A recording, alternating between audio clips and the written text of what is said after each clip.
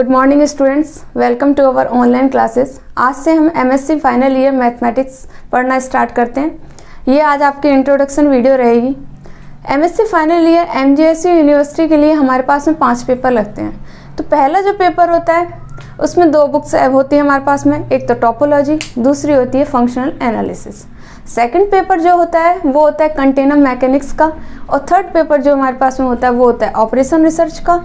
Fourth paper जो होता है वो होता है कंप्यूटर का, और फिफ्थ पेपर होता है रिलेटिविटी एंड कॉस्मोलॉजी का। आज हमारी ये इंट्रोडक्शन वीडियो रहेगी। तो सबसे पहले हम ये जान लेते हैं कि एमएससी फाइनल ईयर में पेपर किस तरीके से आते हैं और कितने कितने मार्क्स के होते हैं। तो जो हमारे पास फर्स्ट पेपर जो आता है, तो फर्स्ट पेपर में हमारे पास में 2 बुक्स होती हैं।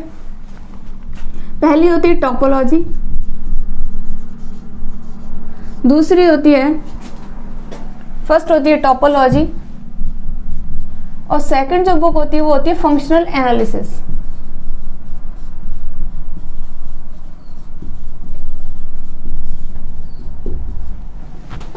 इसके बाद में जो हमारे पास सेकंड पेपर होता है, सेकंड पेपर में ओनली 1 बुक होती है जिसको बोलते हैं कंटेनर मैकेनिक्स।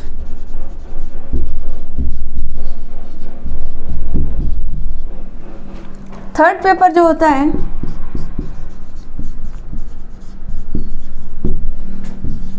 वो होता है ऑपरेशन रिसर्च का।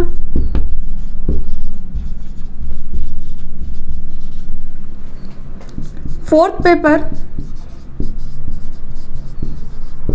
कंप्यूटर का होता है।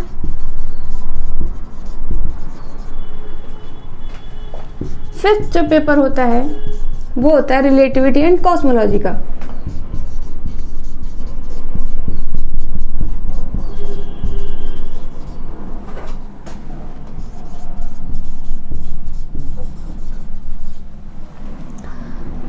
Each paper have 100 marks.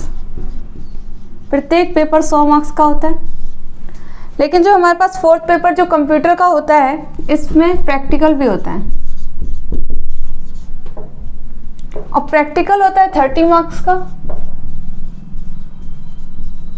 और पेपर होता है 70 मार्क्स का। तो इस तरीके से एमएससी फाइनल ईयर मैथमेटिक्स में हमारे पास 5 पेपर होते हैं। फर्स्ट पेपर में 2 बुक्स है, टोपोलॉजी और functional analysis. Second paper container mechanics का है। थर्ड पेपर ऑपरेशन रिसर्च का है। फोर्थ पेपर कंप्यूटर है जिसमें प्रैक्टिकल भी होता है 30 मार्क्स का, और पेपर होता है हमारे पास 70 मार्क्स का। और फिफ्थ पेपर जो है वो है रिलेटिविटी एंड कॉस्मोलॉजी का। आज से हम पेपर फर्स्ट स्टार्ट करेंगे, टोपोलॉजी एंड फंक्शनल एनालिसिस। इसमें 2 बुक्स होती है। टोपोलॉजी में जो हमारे पास होती है वो फर्स्ट और सेकंड यूनिट होती है, और जो फंक्शनल एनालिसिस है उसमें हमारे पास 3 यूनिट होती है, थर्ड, फोर्थ और फिफ्थ यूनिट होती है फंक्शनल एनालिसिस में। तो आज से हम स्टार्ट करते हैं पेपर फर्स्ट। सबसे पहले हम फंक्शनल एनालिसिस के थर्ड, फोर्थ और फिफ्थ यूनिट के बारे में पढ़ेंगे।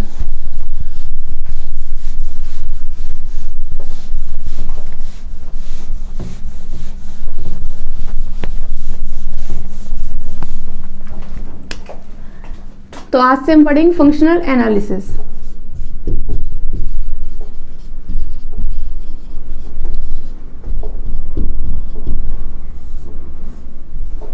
और इसमें हमारे पास यूनिट होती है 3, यूनिट थर्ड, फोर्थ और फिफ्थ। आज हमारा बेसिक रहेगा, इंट्रोडक्शन वीडियो है, आपका फर्स्ट पार्ट है।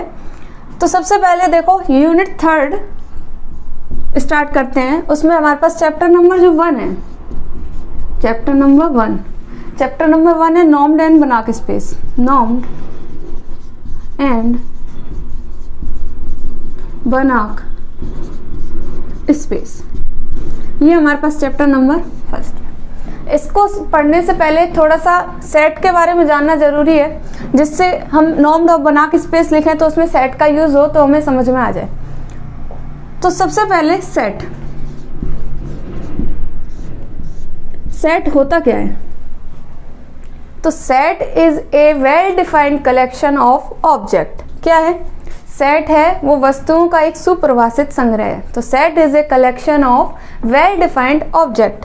तो लिख लेते हैं a set is well defined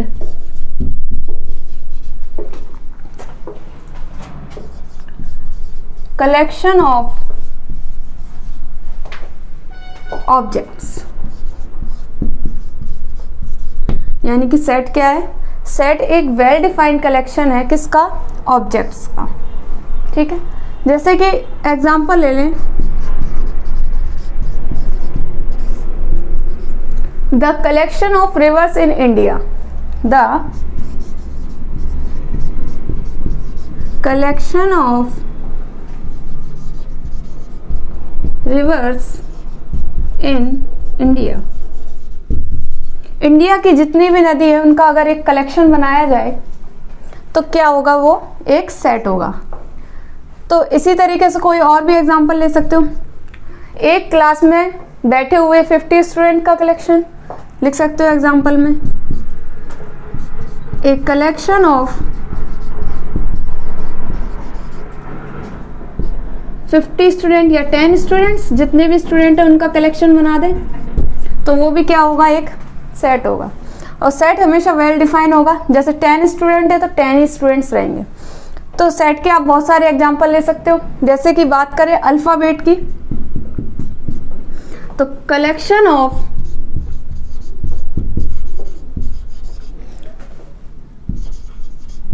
letters in alphabet.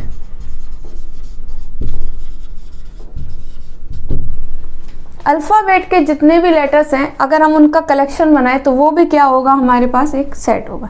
तो सेट के आप बहुत सारे एग्जांपल ले सकते हैं, जिसमें से ये कुछ एग्जांपल है। ऐसे ही आपको कहा जाए अगर अल्फाबेट में वॉवल्स का कलेक्शन बनाओ तो क्या वो सेट होगा? हाँ, तो वो सेट होगा। कैसे होगा? देखो, द सेट ऑफ या एक कलेक्शन ऑफ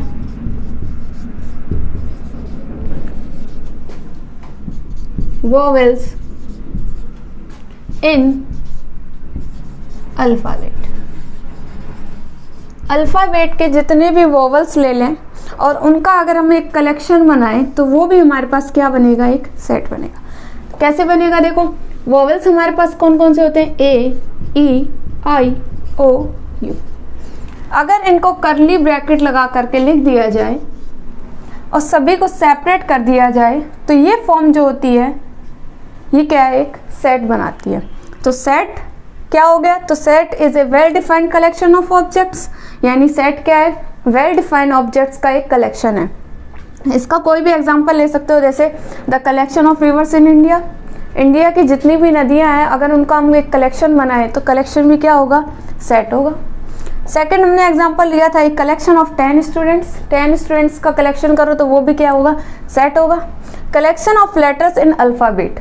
तो अल्फाबेट के जितने भी लेटर्स हैं, अगर 26 लेटर्स होते हैं, आप सभी को पता है, अगर इन सभी का हम कलेक्शन कर दें तो वो क्या हो जाएगा? हमारे पास में सेट बन जाएगा। फोर्थ जो है एग्जांपल हमारे पास एक collection of vowels in alphabet. तो अल्फाबेट के जितने भी वॉवल है, हमारे पास 5 वॉवल होते हैं, ए, ई, आई, ओ, यू, और इनका अगर हम कलेक्शन कर दें तो वो भी हमारे पास क्या होता है? सेट होता है। तो सेट आप सभी को समझ में आ गया होगा। अब इस सेट को लिखने के भी 2 मेथड्स होते हैं कि हम किसी भी सेट को किस तरीके से रिप्रेजेंट करते हैं। तो there are the 2 methods to represent a set. That is, first जो होता है वो होती है हमारे पास टेबुलर फॉर्म। किसी भी सेट को रिप्रेजेंट करने के लिए जो हमारे पास 2 मेथड्स हैं उनमें से फर्स्ट जो मेथड है वो है टेबुलर फॉर्म। दूसरा जो मेथड है हमारे पास वो है सेट बिल्डर मेथड। तो देयर आर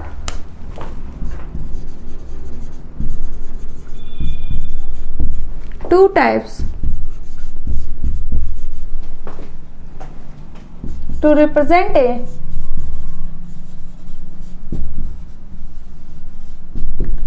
सेट। किसी भी सेट को रिप्रेजेंट करने के लिए 2 मेथड होते हैं हमारे पास। पहला जो मेथड होता है वो होती है टेबुलर फॉर्म, और जो सेकंड मेथड जो होता है हमारे पास में वो होता है सेट बिल्डर मेथड।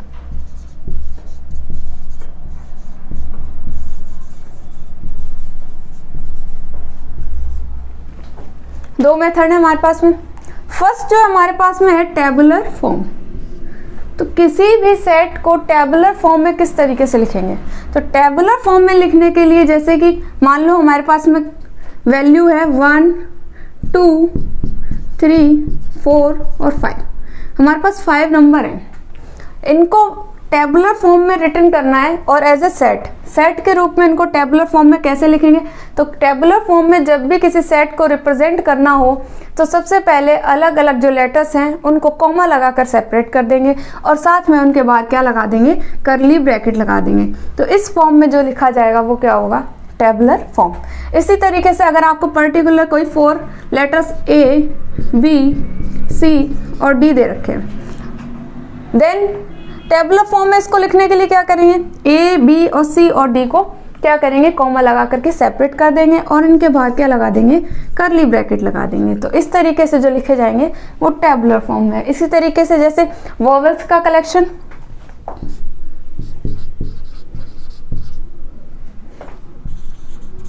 सेट बना रहे किसका, वॉवेल्स का, और कौन से फॉर्म में, टेबुलर फॉर्म में। तो टेबुलर फॉर्म में जब भी वॉवेल्स को लिखेंगे तो कैसे लिखेंगे, आपको पता है 5 वॉवल होते हैं, A, E, I, O, U, और इस तरीके से इसको लिखेंगे करली ब्रैकेट लगाकर और इनको कॉमा से सेपरेट कर देंगे। तो इस तरीके से जो सेट रिप्रेजेंट करते हैं उस फॉर्म को कहते हैं टेबुलर फॉर्म। इसके बाद में आता है सेट बिल्डर मेथड। तो सेट बिल्डर मेथड में क्या करते हैं, जनरली हम कोई एक लेटर ले लेते हैं जिससे हम किसी सेट को रिप्रेजेंट करते हैं। सेट मान लो हमने A से रिप्रेजेंट किया किसी सेट को, तो इस सेट के लिए अगर सेट बिल्डर मेथड बनाना है तो किस तरीके से यूज करेंगे। अगर हमारे पास यही एक एग्जांपल है A, E, I, O, U, तो अगर हमें इसको सेट बिल्डर मेथड में लिखना है तो किस तरीके से लिखेंगे, सबसे पहले करली ब्रैकेट, देन कोई एक लेटर ले लेंगे, X ले लिया, ठीक है, कॉलन का साइन लगाएंगे। X किस तरीके से डिफाइन था यहाँ पर, तो X किसकी वैल्यू है, A, E, I, O, U, ये क्या है हमारे पास में, अल्फाबेट के वोवल है। तो X, where X is vowels of English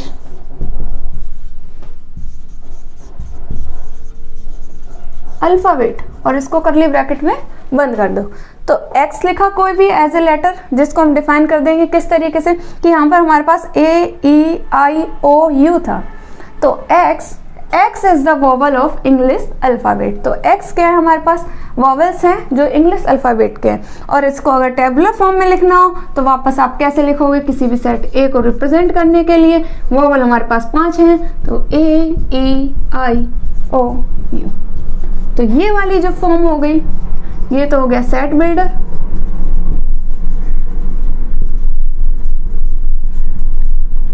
और ये जो हो गया, ये हो गया हमारे पास टेबुलर फॉर्म। किसी भी सेट को रिप्रेजेंट करने के लिए हमेशा बड़े लेटर्स का यूज करते हैं और उनके अंदर जो लेटर्स लिखते हैं वो हमेशा स्मॉल लेटर्स में लिखते हैं, ये बात याद रखनी है आपको।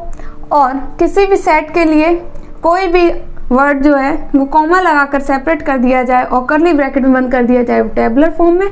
और सेट बिल्डर मेथड को किस तरीके से लिखते हैं, X एक कोई लेटर ले लेते हैं, कॉलन का साइन लगाते हैं और X is the vowel of English alphabet, यानी X क्या थे, वोवल्स थे किसके, इंग्लिश अल्फाबेट के। तो इस तरीके से किसी भी सेट को 2 टाइप से रिप्रेजेंट कर सकते हैं। इसके बाद में कुछ सेट के टाइप्स भी होते हैं, कुछ इंपॉर्टेंट टाइप्स हैं जो आज डिस्कस करेंगे।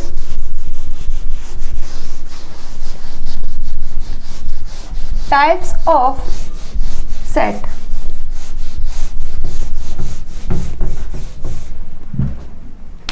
हेडिंग डाल लेंगे different types of set.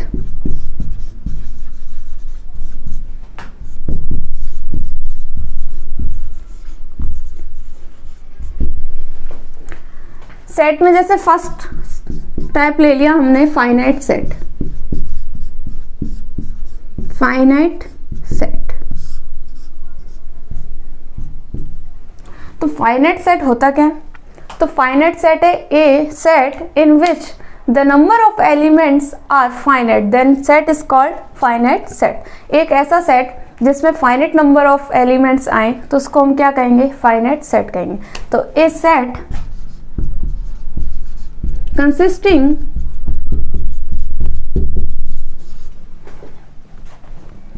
Finite numbers of objects या elements, then it is called finite set.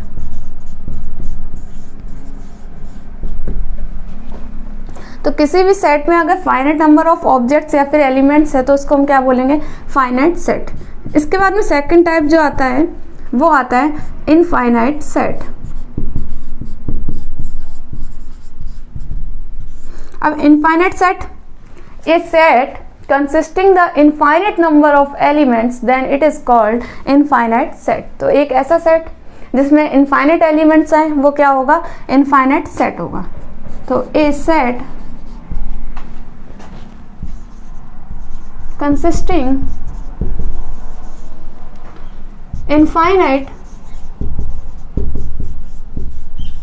number of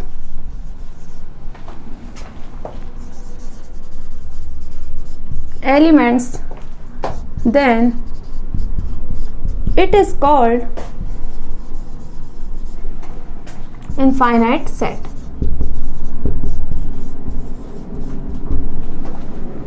real number का कोई set, real numbers, complex numbers example हो सकते हैं इनफाइनाइट सेट के, आर और सी। रियल और कॉम्प्लेक्स नंबर वो कैसे होंगे, इनफाइनाइट सेट। इसके बाद में एक आता है सिंगलटन सेट। थर्ड टाइप जो है वो है singleton set.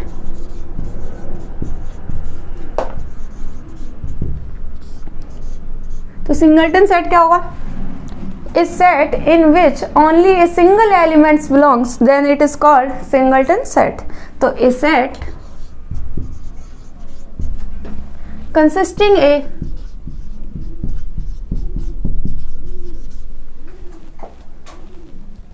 only one element,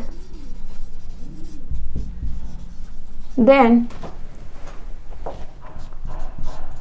it is called singleton set। तो a set consisting only one element, then it is called singleton set। किसी भी सेट में अगर only one elements होगा तो वो कैसा सेट होगा, सिंगलटन सेट होगा। इसके बाद में एक आता है null set. Null set, empty set, a set in which containing no elements, then it is called null और एम्प्टी सेट।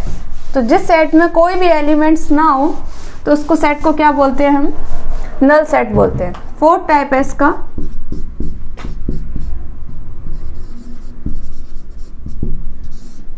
Null set. तो a set containing no element,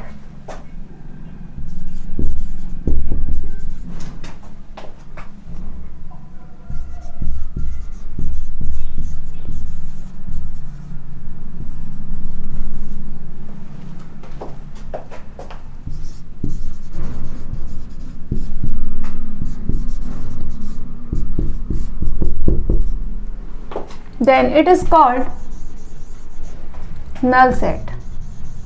null set को आप empty set भी बोल सकते हो, blank set भी बोल सकते हो। एग्जाम्पल लिखें किसी भी null set को दिखाने के लिए, हमेशा क्या लिख दोगे, 5 लिख दोगे। तो ये एक सेट है, इसको क्या बोलोगे, null set। null set को दूसरी तरीके से किस प्रकार से, तो करली ब्रैकेट लगा दो और उसके अंदर कोई भी एलिमेंट्स ना लिखो तो वो क्या हो जाएगा, null set हो जाएगा। तो ये तो कुछ इंपॉर्टेंट टाइप्स ऑफ सेट थे। इसके बाद में हम चैप्टर 1 स्टार्ट करेंगे, नॉर्म्ड एंड बनाक स्पेस।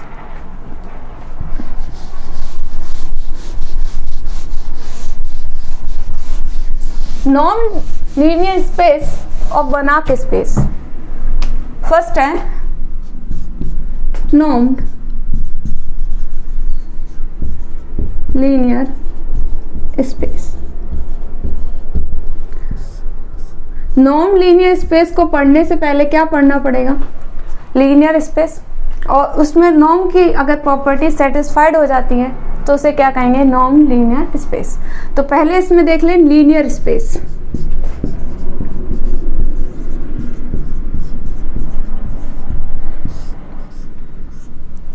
तो लीनियर स्पेस क्या है? इफ L कोई एक हमारे पास लीनियर स्पेस है, उसको हमें डिफाइन करना है, तो किस तरीके से? सबसे पहले एक नॉन एम्प्टी सेट ले लो L, किसी एक फील्ड में जिसमें एडिशन की भी प्रॉपर्टीज हों और डॉट की भी। डॉट किसे बोलते हैं? स्केलर मल्टीप्लिकेशन को। अगर कुछ प्रॉपर्टीज होती हैं इनकी, L प्लस के लिए अबेलियन ग्रुप होता है, और अगर स्केलर मल्टीप्लिकेशन की 4 प्रॉपर्टी फॉलो हो जाती है तो वो क्या होता है? लीनियर स्पेस होता है। तो सबसे पहले क्या करेंगे, एक हम क्या ले लेंगे? नॉन एम्प्टी सेट ले लेंगे। तो late L be a non-empty set, then it is called linear space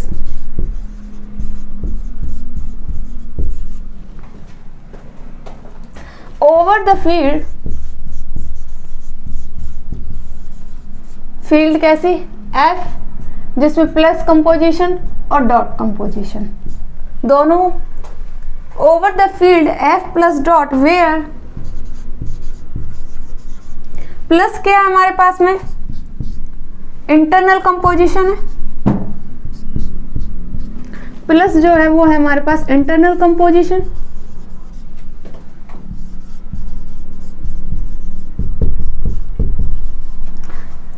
plus internal composition, that is called addition.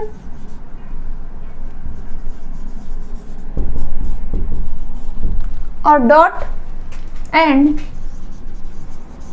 Dot scalar multiplication is an external composition.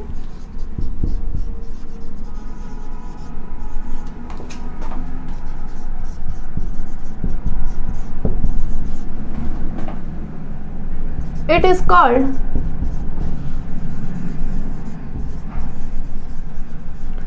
scalar multiplication।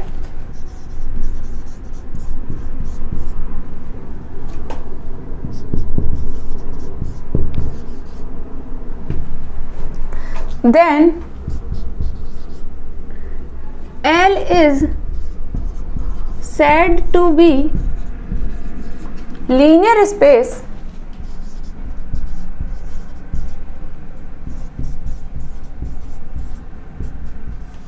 Over the field.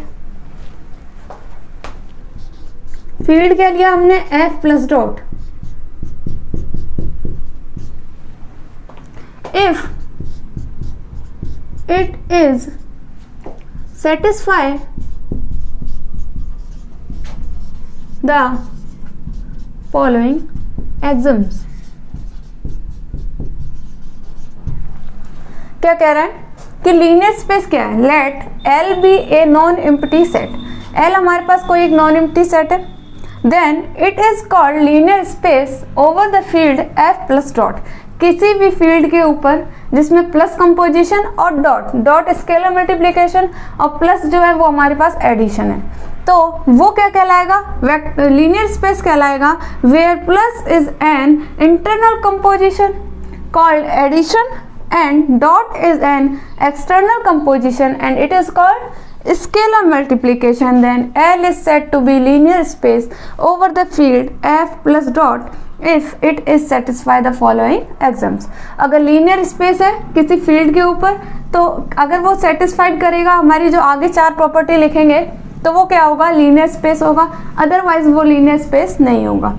जब भी हमारे पास कोई एक non empty set L की बात करें और L को ये दिखाना हो कि ये क्या है? लीनियर स्पेस है ओवर द फील्ड F, तो इसको इस तरीके से रिप्रेजेंट करते हैं। और ये क्या जो होता है हमारे पास में?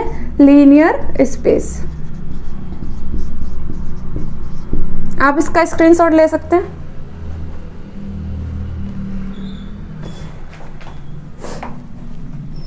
इसके बाद लीनियर स्पेस की प्रॉपर्टी कौन कौन सी होती है?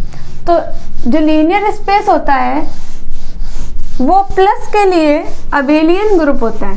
किसके लिए? प्लस के लिए। तो L प्लस किसके लिए? प्लस के लिए अबेलियन ग्रुप होगा।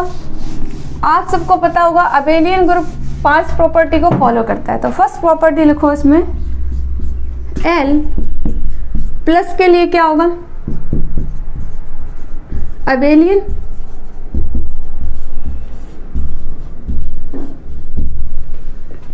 L प्लस के लिए अबेलियन ग्रुप होगा।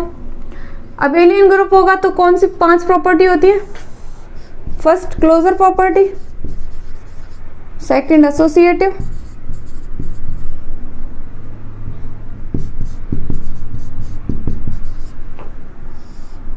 थर्ड आइडेंटिटी,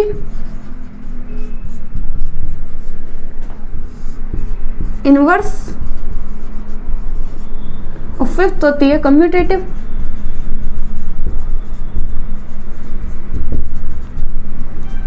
ये अगर 5 प्रॉपर्टी फॉलो हो जाती हैं तो वो क्या बन जाता है? Abelian group. तो L प्लस एडिशन के लिए क्या होगा हमारे लिए? अबेलियन ग्रुप होगा। और प्लस के लिए आइडेंटिटी हमेशा क्या होती है? 0 होती है। यानी कि 1 + 0 = 0 + 1 वापस करें तो 1 आ जाता है। तो 0 यहाँ पर क्या हो जाती है हमारे पास में? आइडेंटिटी हो जाती है। तो एडिशन के लिए हमेशा 0 क्या होगा? आइडेंटिटी होगी। तो L प्लस के लिए अबेलियन ग्रुप होना चाहिए। इसके बाद में L के जो एलिमेंट्स होते हैं, L के जो एलिमेंट्स होते हैं, L क्या है? लीनियर स्पेस है। तो लीनियर स्पेस यानी L के जो हमारे पास एलिमेंट्स होते हैं वो हमेशा कैसे होते हैं? वेक्टर्स। L के एलिमेंट और फील्ड के जो हमारे पास एलिमेंट होते हैं वो होते हैं स्केलर। ये याद रखना कि L के एलिमेंट्स कैसे होते हैं? वेक्टर्स और फील्ड के स्केलर। अब इसके बाद में जो इसकी सेकंड प्रॉपर्टी है कि अगर L के हम कोई 2 एलिमेंट ले लेते हैं x और y, तो x और y किस में बिलोंग करते हैं? लीनियर स्पेस में। फील्ड के कोई 2 एलिमेंट क्या ले लेते हैं? अल्फा और बीटा, जो कैसे हैं हमारे पास में? स्केलर है।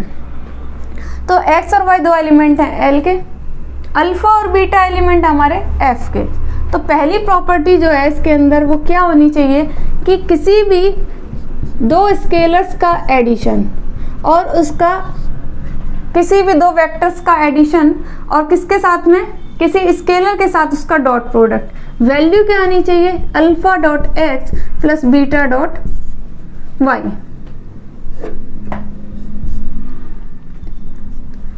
तो पहली प्रॉपर्टी क्या हो गई कि addition of the 2 vectors and scalar multiplication with alpha, that is alpha x plus बीटा.y।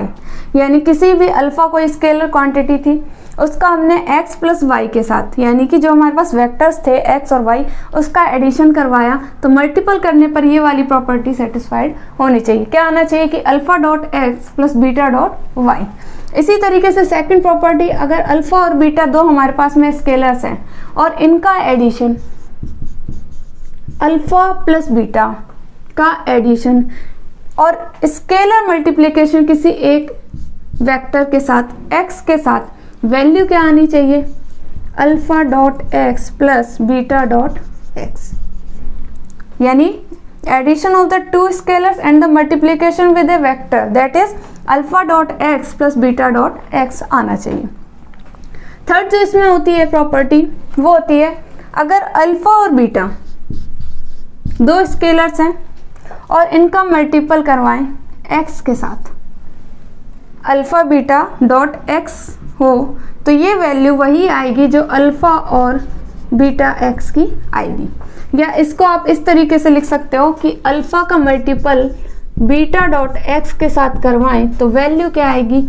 Alpha beta dot x। ये वाला बेटर है, ये वाला आप याद रख लो, एक ही याद रख लो आप लोग कि alpha dot beta dot x करवाएं तो अल्फा बीटा डॉट एक्स आएगा। ये प्रॉपर्टी नंबर 3। इसके बाद में डी नंबर कि 1 अगर क्या हो, मल्टीप्लिकेटिव आइडेंटिटी हो, यानी 1 का मल्टीपल x के साथ करवाएं वापस क्या आ जाएगा? x आ जाएगा। यानी 1 क्या हो गई हमारे पास में? मल्टीप्लिकेटिव आइडेंटिटी हो गई। तो अगर ये वाली प्रॉपर्टी सेकंड की चारों और L जो था वो प्लस के लिए अबेलियन ग्रुप था,